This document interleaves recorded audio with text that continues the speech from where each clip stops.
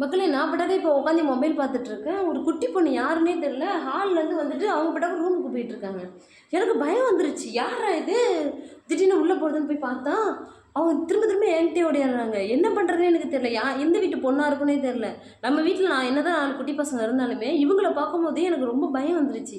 இப்போ என்ன பண்ணுறது? யாருக்கிட்ட போய் குடுக்குறது? எங்கே குடுக்குறோம்? எங்கே போய் நான் வளர்றேன் பார்த்தீங்களா? எங்கே போகிறதுன்னே எனக்கு தெரியல. இங்கே பாருங்களேன், இவங்க பாட்டுக்கு ஹாயா வந்துட்டு ரூமுக்கு போயிட்டாங்க. ஃபஸ்ட்டு எடுக்கும்போதே எனக்கே பயமாக இருந்துச்சு. ஆனால் இப்போ இவங்க என் கையிலேயே இருக்காங்க. நம்மளுமே வீட்டில் வச்சுருக்கோம். ஒரு 6 குட்டி இப்போ வரைக்குமே வச்சுருக்கோம். அதில் மயிலாடுதுறையில் வச்சுருக்கேன். இங்கே நான் சென்னைக்கு வேலை பார்க்க வந்திருக்கேங்க. இங்கே பாருங்களேன், எவ்வளோ அழகாக க்யூட்டாக இருக்காங்க. போக மாட்றாங்க. கைக்குள்ளே பாருங்க அடக்கமாயிட்டாங்க. என்ன பண்ணுறது? இவங்கள வெளில விடுறவும் மனசு இல்லை. ரொம்ப குட்டியாக இருக்காங்க. எங்கள் பக்கத்தில் சுற்றி மரமும் எதுவும் கிடையாது. இப்படி தான் இருக்குது. நான் எங்கே போய் விட்றதுனே இவங்களுக்கு தெரியல. அவங்க அம்மா வந்தாங்கன்னா கண்டிப்பாக விடுவேன்.